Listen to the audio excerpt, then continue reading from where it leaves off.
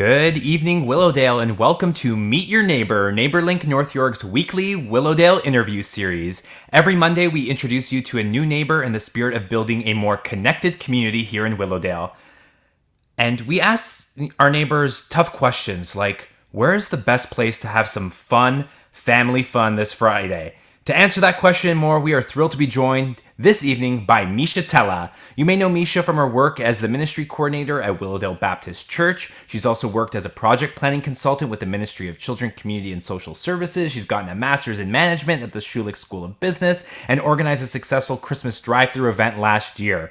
We are so excited, and she's all about creating inclusive and welcoming environments for children and youth, and just for everyone here in Willowdale. We're excited to hear more about all these amazing things. And before we bring out Mesha, allow me to introduce your host, Lily Chang. Hey, Thank you, Lily. Sebastian. Thanks for your wonderful intro. Hard to be so hyped up on a rainy Monday. Hopefully, everyone had a great day today. We launched Meet Your Neighbor series because we believe life is better when you know your neighbors. And this neighbor that we're chatting with today is someone that I have known for a few years now. I consider her kind of like a partner in crime. We've done some things together and we, often support each other's projects. So I'm so excited to have a chance to chat with the great Mesha Tella. Hi, Lily. Hi, Lily. Thanks for having me today. Yeah, so glad. We're so busy. It's like this is the only time we can hang out. I know, sadly, virtually, I know. So, Mesha, tell us, how long have you been serving in Willowdale? I have been serving, I guess, as a volunteer for a while. Willowdale is my home church. And so I was one of the kids as part of Sunday school, and then I ended up becoming one of the leaders. And then that turned into being a leader for youth group, and then just serving in different areas of the church, just on the worship team.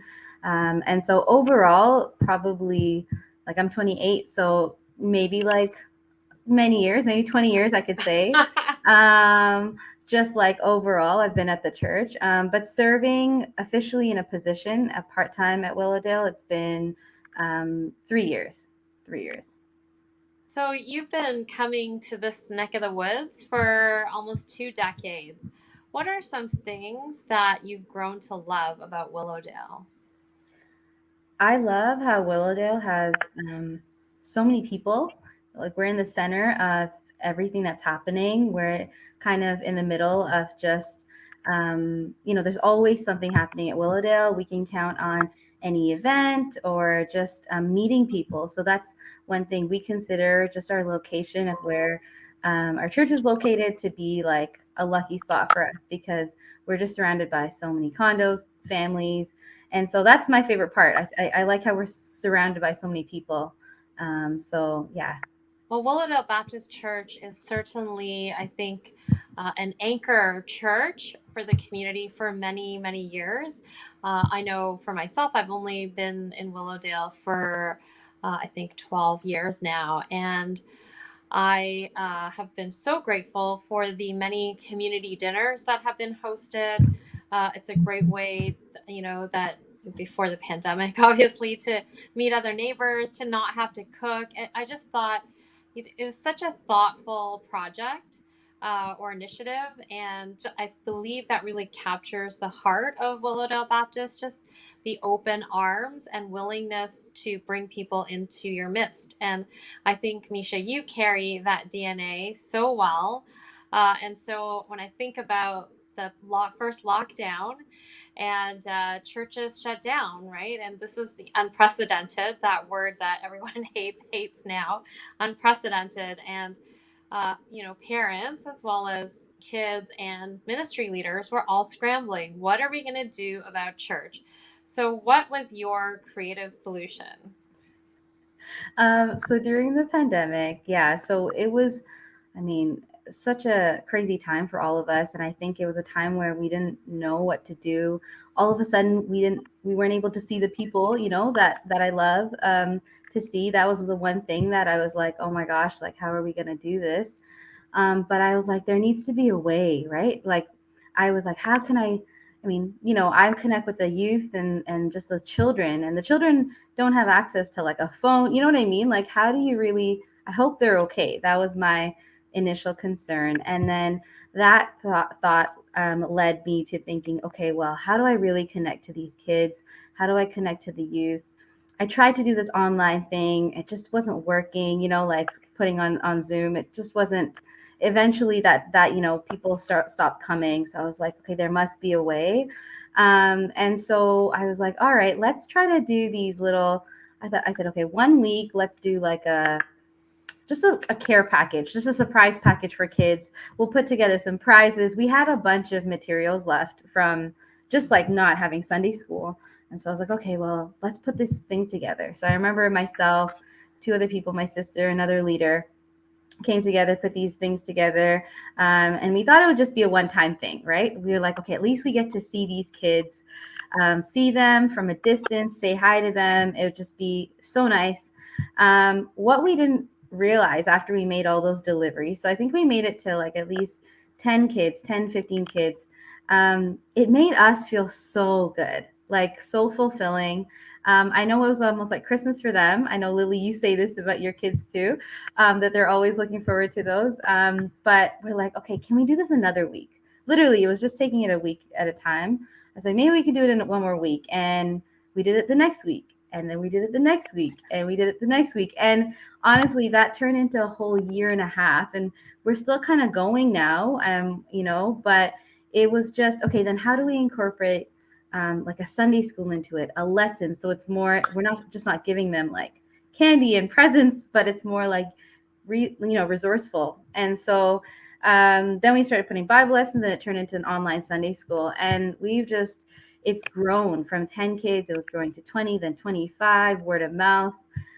So really to see, that it is a possibility, right? To be creative, to really connect with people with the ongoing situation. And I feel like we made it, we're making it through the pandemic, and we've been connecting. And I feel like, there is more to come, but there's always an answer. I think God always provides that way. So that was like a big, that took a lot of my time up. So the pandemic, I know for some people it was a very like lonely time. For me, this is what kept me busy through that, right? So yeah. Yeah, I have to say, as with most parents, our kids were zoomed out very quickly. For young children, virtual learning is pretty hard to stay engaged. So these care packages were really just such a beautiful hope that we had every week for the kids. And then to have this class online where, and you guys were so creative because you not only had like a craft, every week you had a snack craft. So you would create these like, marshmallow. There was always some icing. Somehow there was always a cup of icing in that package. And I thought, well, as much as I don't want my kids to have sugar, but if they're building Noah's Ark out of pretzels, maybe I can handle that. So I know. I was like, I know parents are gonna hate me for this. It's the only way I can get the kids to keep coming. No. It was just more like we wanted it to be interactive because we knew how redundant it was just becoming for them. So we're like, okay, we need to make Bible learning fun. And we're like, how are we gonna do this? And we can only do so much when they're in person, right? But then online, I was like, if once we lose them off screen, they're gone, so it was one of those things. And we were always trying to think of ways that we didn't want the parents to be like hands-on, because we're like, just want to give the parents a break, but also like I want the kids to be fully involved, right? So that was the intention behind it. And so it was very thought out. I had a good team going, I couldn't have done it without them. And so they've just always been there, just even through it, I'm like, hey guys, more people, can we do this? Can we accept another 10 kids? Like one time, one parent came up to me, said, hey, we're not doing anything right now at our church. Can like 10 new kids join? It was like all at once. and they were like toddler, like they were like 3-year-olds, right? And we're like, we don't know how to do this, right? Like young, like toddlers, really? And so it was just, okay, now let's split up the group. Let's have like a younger kids, and then let's have an older kids breakout room in Zoom. So it was very, yeah, it just it gave us the hope that, you know, things can be done. It's just not, you know, once a pandemic hits or once something hits, it's not like it's a full stop, right? There's always, you can think of new ways to do things. And so, Well, yeah. yeah, you made that happen. And for us as parents, we're just so grateful because it just made lockdown that much easier for our kids, right? Because they weren't seeing other kids. We truly, like, it's so hard to believe we actually lived that way, had Yeah. no social interaction. And then at least once a week would see someone show up at, and I'm so grateful that you had such a thoughtful and motivated team to be able to drive, well, not just drive and deliver the kits, but put them together. And there's tiny little pieces, sometimes they're puzzles that you had all cut out and they were in little baggies. Like, these were very well crafted, well thought out. And you guys just put so much love into these care packages. So on behalf of all the moms and dads who benefited from that across Willowdale and beyond, thank you for carrying us through the pandemic and giving us something to look forward to every week. Well, thank you. No, it was a blessing for us. It equally blessed us so much more. So, yeah. So, I mean, leading a team during a pandemic is not an easy thing to do, right? There is a measure of risk and fear, I'm sure, that you had to mitigate as you were making your plans. Do you think your management training at Schulich gave you any skills that helped you navigate how to lead your team during such a challenging time? You know, it did. I will tell you that it was a 1 year program, very condensed, very intense.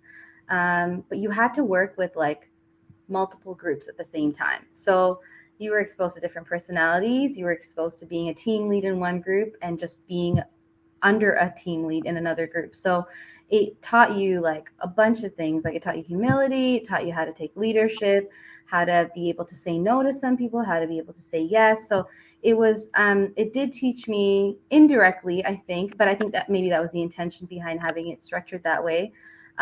Just how to navigate through those settings and just different settings. And so I think getting that degree was so helpful for me. It was all teamwork. Everything was just teamwork. And these were worth high marks, and so we really had to work together to get it done, to get things done. So yes, I think that really helped me. I think that 1 year was totally worth it. That's great to hear. I have a question for you, and I don't know, if you have some thoughts about this. So, there's this wonderful group called Willowdale in the 70s. And so Willowdale actually has a fan club with 18,000 members who love Willowdale, whether or not they still live in Willowdale, but they reminisce about the good old days often. And the other day, or maybe a few months ago, I saw a post. I think it was Willowdale United Church, and someone had posted a picture of when that building first went up. And you had like all these people wearing very proper clothes, and then the thread that followed that post, there were just all these people who said, I remember going there. I was married in that building. I lived around the corner from that. I went to brownies in that building. So just this long thread, and you really got a feeling of how that church was central to the experience of so many people who lived around that building. Now, fast forward, this is probably, I think, at least 40 or 50 years later from that moment in time. And I believe the same could be said for Willowdale Baptist Church, that at one time it was also a very central place for a large community of people who were directly living nearby. And now, the context of, I think, the diversity of our community, the growth of population, churches are kind of no longer that hub of the center of the neighborhood. Why do you think that's happened? And is it something that you feel like churches could work towards, maybe enlarging the vision to welcome more people in some way? Because I think that, regardless of people's faith, everyone needs a hub. Everyone needs a place where they belong. And the absence of that, I think, is one of the reasons why anxiety and mental health have multiplied. So, I don't know if you've wondered about this question and if you have any thoughts about, what could churches do to welcome more immediate neighbors into their midst? Yeah, no, I've definitely thought about that and pondered about it because we are, in the center of it. And I think just over the span, like as the span of, the amount of time that I've been at Willowdale, like at the church, I've seen like all these high rise buildings go up around us. And now we're this small building now, like we're not even seen on the map maybe. And so yeah, I think at one point it was central. If you look at old pictures, even at Toronto Public Library, you see how it was at Yonge and Finch, and you see Willowdale Baptist Church there. But now it's lost in a way, right? Because there's all these buildings up. And so I feel like, it's just better using the space that we have. I'm always trying to find better ways of using our building, the parking lot, like in the summer, I'm always trying to do outreach events, and then I see people in the building coming down. I know last summer someone approached me saying, "Hey, you guys, do this thing every summer in the parking lot. Why didn't you guys do it this year?" Or like, what's going on? And like, so I see people are watching, and so I think really thinking out of the box. I also feel like being, connected with other churches is so important, especially in the area. Like, where we are, you can walk to like two different churches, right, on either ends. And so having these events where we can collaborate, I'm always trying to look out to see what can we do. Like the past summer, we did something with Emmanuel Baptist and, just churches around to do things. And I think that way we kind of build our network, but also it becomes the centralized hub, right? Whether it's this church or that church, but in the local area, it becomes into a hub. But I think it's just about being intentional about consistency. So we really need to be present, and it could get tiring, but I think then we need more people we need to build capacity in that way. But I think having, a reason to just do things, and be present and be consistent in that always helps, right? Because if there are long gaps between events or programs and stuff, then you just kind of get lost. So that's something I'm always trying to be intentional about. Always trying to do events, be like, hey, we're here, don't forget us, type of thing. So yeah, I don't know if that answered your Yeah, question. no, But it captures your heart perfectly. And I think this Friday is a great example of that desire to welcome neighbors into your midst. And so I'm so happy that we get to partner. So as you may know, we're selling Krispy Kremes on Friday as a pop-up to support the work that we do in the neighborhood. And so it's overlapping with your event, which is the Halloween Family Fun Fest, where everyone can dress up. And I think there's an outdoor movie and a food truck with poutine. Who doesn't love some poutine? You can watch a movie outside and enjoy the poutine, right? Yeah. So this Friday we are having the event, and so yeah, just a family fun fest. A place where we can all dress up and kids can dress up. We'll be handing out candy, but we'll also have a food truck with, just like any choice of burger, fries, poutine, and a drink. But also we'll be handing out like just free food too. Like we'll have popcorn, we'll have like hot chocolate, for those who choose to not take part in the meal or just otherwise. So it will be a fun time, and we look forward to even just having the donuts and stuff there. I think a lot of people, even this past Sunday when we advertised, they showed a lot of interest in that. So So yeah, I'm excited. I'm really excited for this Friday. It'll be fun. And what are you dressing up as? Can I ask? Yeah, I haven't figured that part out yet. Okay. I'm working on it too. Yeah. Yeah. Well, I'm sure it'll be creative because you always come up with creative ideas. Last winter at Christmas, there was, again, everyone was in lockdown. It's hard for me to even fathom the fact that last Christmas we couldn't have dinner with our families.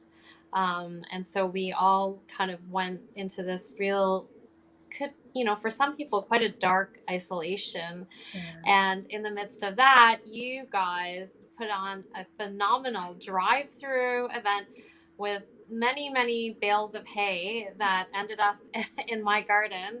And, you had people acting out the different scenes of the nativity story. And I know driving through, I was just so touched by all the volunteers who brought it on. Their acting, their passion, and there were all these stations, and you guys had lighting and you had mics happening. I mean, it was no small production. And you're not a show producer. You're a ministry coordinator, but part of your role, you just keep expanding and adapting to what is happening. What is a highlight from that event? Because I remember when you were putting together, like it kind of got bigger and bigger as you planned it out.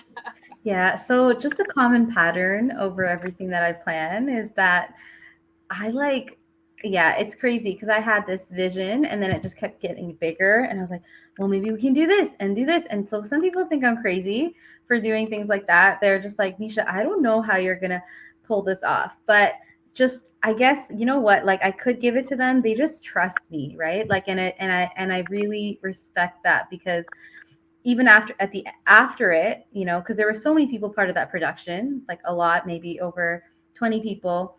And I said, okay, I need you here. I need you here. I need you here. I was trying to explain the bigger vision that I had in my head. They weren't getting it, but none of them said, no, Mesha, this won't work. Like none of them, they just kind of went with it. They were like, Mesha, we trust you. We know something good's going to happen out of this. And like, we'll be there. And like 2-day event. It was supposed to only be an hour. Ended up being a 2-day event because that's how many people started signing up. And then, so they were in the cold for maybe 5 hours each day, saying the script over and over again. Cause we were expecting 100 cars. We had 500 cars. Oh. And so overall, and we were like, oh my gosh, like this is insane. But we were just like, okay, God, like, just give us the strength.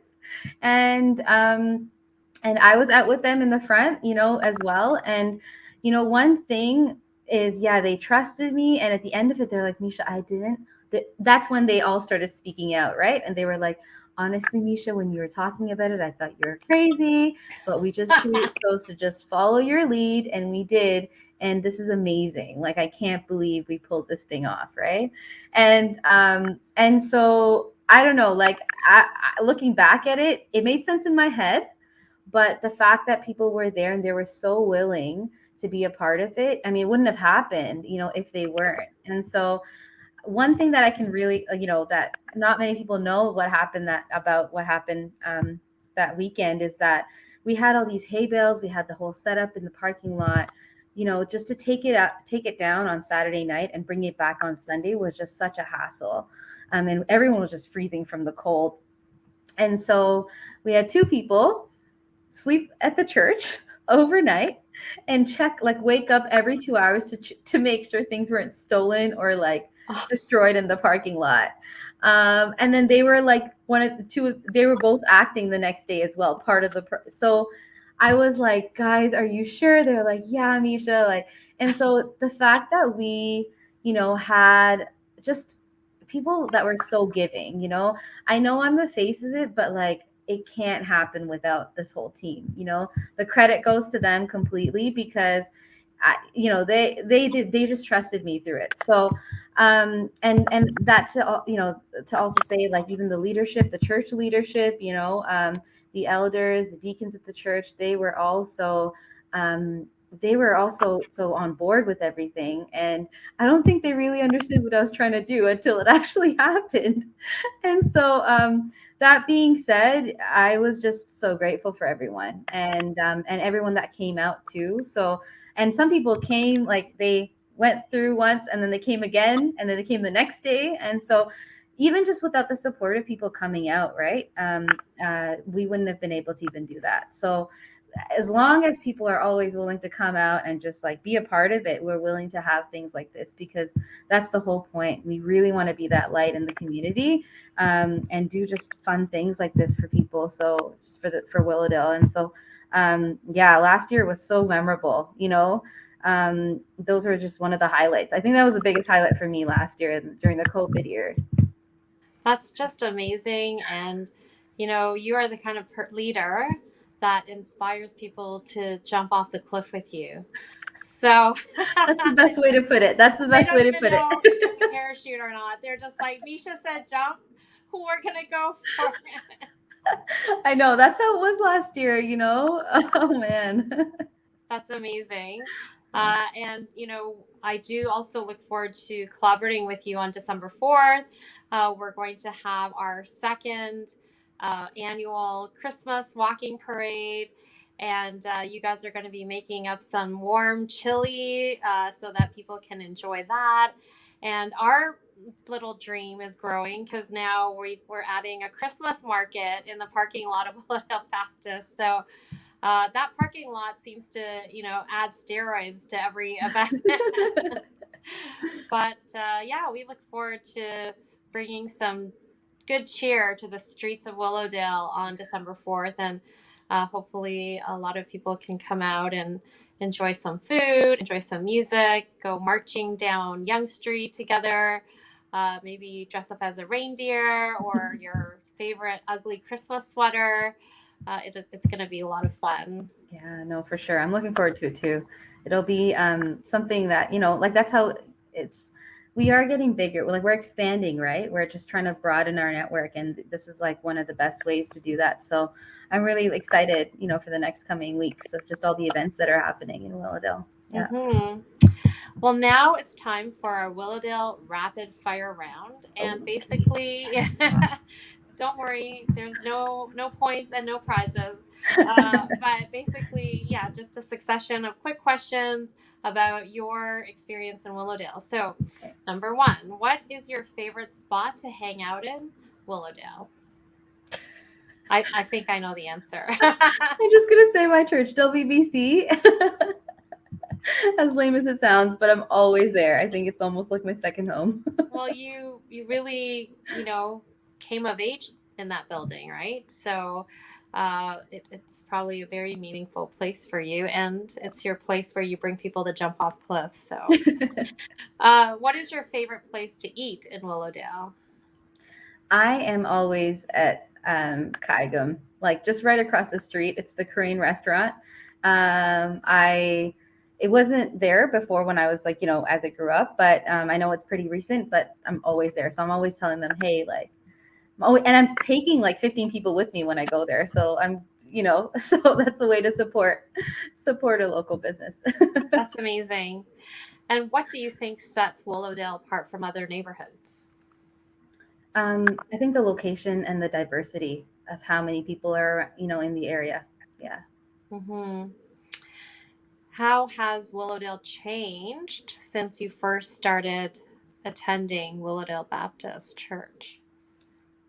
That's So 2 decades of Yeah, change, so right? much change, so much change. The community has, there are a lot of young people. I mean, not that they weren't before, but I feel like there's just been such a diverse neighborhood in terms of backgrounds, nationalities, just different people, different age groups around Willowdale. So much has changed. Restaurants, ethnic foods, and just different. It's so diverse. I think that's the best thing, and I love it. Like, even in our church, there's so many people from different backgrounds. At my wedding, there were people from different, just like the leaders. And so it's so nice to see just even our youth groups and our church groups just being so diverse, because you learn so much about other cultures and other people's backgrounds. And so I think that's definitely been a huge change growing up. Yeah, because I remember when I first came to Willowdale, I was one of the few Indian families that was there, and so now it's nice to see there's more people, that look like us, that eat the same food, and but also, like, I'm so exposed to Korean food around in the area, but there's also other, Chinese food, and so it's just so nice, just to have so much diversity around. And I did not mention that you had a pandemic wedding. I did. I did. And Yeah. that must have been, a little crazy to plan as well. Congratulations. And Thank you. how was it? It was, leading up to it was very stressful, and I know a lot of people who are planning weddings or in the midst of it or had one. They went through this, so it's it everyone kind of had to go through it, but it was very stressful leading up to it because our main venue canceled last minute, and then we happened to have it at the church. But just so many choices, so many decisions. Nothing I had expected out of my wedding actually ended up happening. But that being said, the important the main people that we wanted were there. All the things that we wanted, and like the core things were there, and so all the extras didn't end up happening. But it's just it. Regardless, at the end of the day, it was so beautiful. It was such a nice time.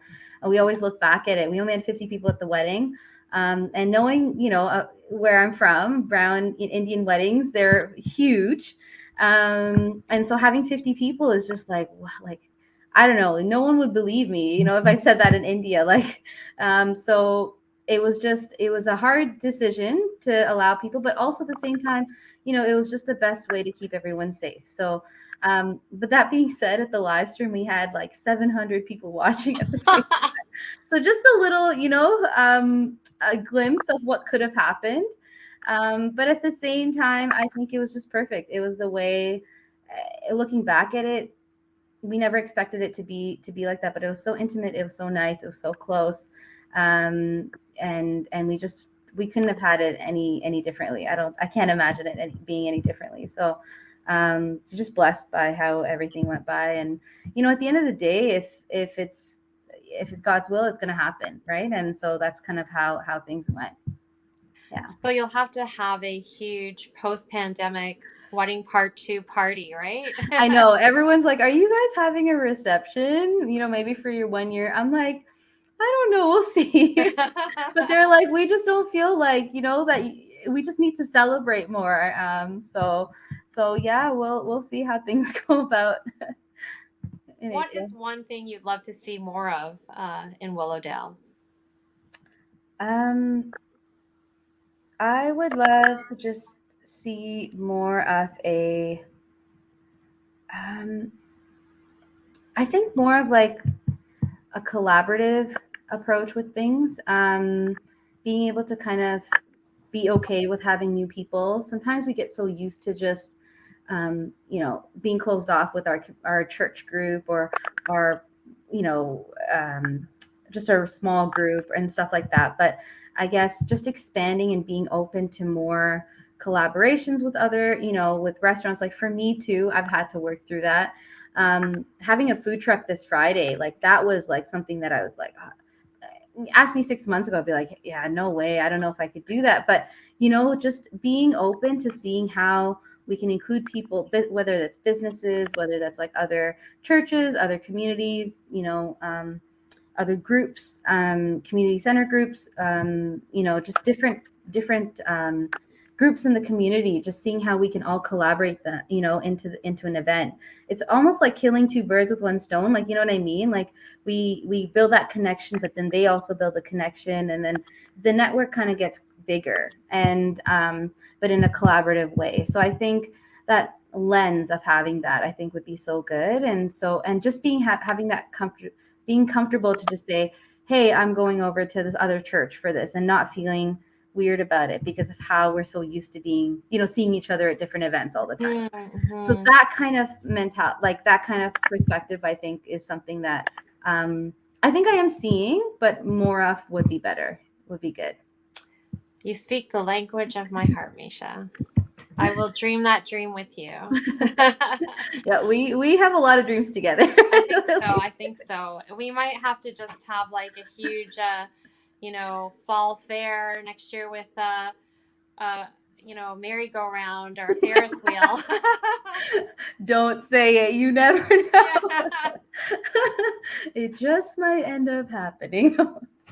Before I ask my last question, I thought this would also be a good chance to talk about, your work with young adults and youth, because it's really, I think so important that young people have mentors and leaders, and not always easy to find people that, first of all, for parents to find people that they trust. What do you think are some of the things that are happening in the young people's lives that you are walking with, that you think, wow, like this is so important that they're having this community around them during this pivotal season of their life? Mm-hmm. Yeah. So in terms of like young people, in terms of just teenagers, in general, just in our youth group, there's been so much change over the past few years. I started leading the youth group. We didn't have a youth group before this, in like, I guess 5 years ago now. And so, and it honestly, I wasn't set for it. Like, I never thought I'd be a youth leader. It started off with my sister being she was like 11, and I'm like, well, she needs a youth group, because I had a youth group growing up, and that was so pivotal for me in terms of my faith, especially when entering high school, and just onwards. And so I was like, well, so I waited a year to see if someone came along in the church, so that my sister could be part of something. And then no, and I'm like, okay, well, she's entering grade 8 now. And I'm like, okay, grade 9 is gonna come, and I'm like, oh no, like she needs some sort of foundation, some group other than family, other than to go to other in the community. And so I was like, okay, well, I guess I just have to start it, because it was her, but then there were also two other people her age as well in the church that I've seen grow up in the church. I was like, okay, I guess I'm just gonna start it. I don't know, and I just went off of what I remember that my youth group leaders did, because they were so pivotal for my faith, and just me being, so grounded, I guess, in the church and just in the community. So I just started off with that, and then fast forward 4 years later, they're in grade 12 now. Some of them have graduated, and the relationships, I mean, I just made it a point to keep doing things with them. Fridays was always consistent. When I remember when I committed to Friday, I was like, oh my gosh, I'm giving up my Friday. I was like, it's a Friday night, but it was so important. And now I can't even cancel on them. They're like, Mesha, like, are we doing Friday? And I'm like, yeah, I guess I am, So, but I made it a point, whether they spoke to me, whether they opened up, whether they, told me all the secrets of their life, like they didn't, but it was just, we were slowly getting closer because we kept seeing each other. And fast forward, like 4 or 5 years, three of them are baptized. The rest of them now are becoming future leaders. Like, we had VBS the past summer, and I just saw, every year I see this role of leadership, and it's kind of going up a level. Some of the people that I don't even expect, or not even expect, or just I've never seen them, seen this vision in them in terms of becoming a leader. They are fitting into these roles. They're able to handle a group of people and lead them. And so it's so nice to see that. And I think it's because we have a good, like, young adult leader group, and I made sure we have a lot of guys, a lot of boys, young boys, as part of the youth group. And so for me, like I have two younger sisters. I don't know how to connect with like other teenage boys. Like I haven't grown up around brothers or cousins. And so for me, I just wouldn't know. So, but then I thought it was so important for me to have three other male leaders, part of the, the group. And having the gym at the church, I think, is so important. Like we have a basketball gym, and that was just kind of the the center of attraction for the most part. But through that, we were able to do ministry. Through that, we were able to form relationships. Even some people that are like scared to come to church were able to come and just to play ball. And then after that, it's like, okay, well, you're here anyways. You want to share a meal together? Okay, let's have pizza together. And then through that, we have these informal conversations. For me, I think I really believe in having those conversations, like the informal, not unplanned. You don't really think ahead, and that's where the real conversation happens, right? And so I'm looking forward to all of those. So whatever I can do to make that kind of environment is what I'm always looking at. So it's always over food, right? Food is so important, I think. You can never go about an event without food. So key to anything, but that's where it happens, right? They slowly start doing that, and I think to keep up with that, so having dinner every Fridays, some of the youth come and they're like, are we a burden to you? Like, how do you keep doing this every Friday? Part of it is them to feel valued, to feel welcome, to feel that, okay, there is a group that cares for us apart from school, apart from going home. And so it's so important. And it's not like all of them are Christian. It's not like all of them have a faith. It has nothing, it's not like that. It's more just having this group of people that you can just be comfortable with. You don't have to feel like you have to live up to this pressure in high school, or going home or anywhere outside of school. It's just a separate group, just in the community that you can go to. And it's just been so amazing with seeing how they've grown individually. They support each other so much, different personalities. They just blend so well together, and it's so good. So now these kids are going into high school and they're kind of getting older. So I'm slowly training them to become leaders of their own. But we do have now a new middle school group becoming into the high school, the youth. And so it's funny because the older youth are just like, oh, Mesha, are you going to forget us now? And I'm like, no, you're going to help me now. You're going to be their leaders. And so it's crazy. I don't think I could even imagine how much change there's been and how much growth there's been in in their lives individually, but also as a group. And they come out to everything. They come to serve. They try to fix their schedules up to like just be there. I will say a tip for that is always make sure they're fed. Any event, that's like one of the biggest tips. And so if there's anything that I could give is that any event, whether it's volunteers, whether it's kids, whether it's any event, if you want to have 20 people there, always make sure they're fed. I know we think, okay, it's their responsibility. They have to get something to eat. Kids don't, they're like, oh, I think we can do it for another 10 hours, or another 2 hours. And then it doesn't work. And I think having like a meal, having snacks, having some sort of munchies, having a granola bar, so I think that's so important. That's just a really helpful tip, for future leaders. That's a great tip. And thank you for sewing into young people in the community. I think it's such a gift and a treasure. And I hope when my kids become teenagers, I know by then you'll be busy. You'll be a mom. By then you don't have time to lead a youth group. But I do hope that there's somebody who will have the same passion and commitment to be that safe space for them. So thank you for doing that for this generation. And the very last question is, what is your most memorable moment in Willowdale?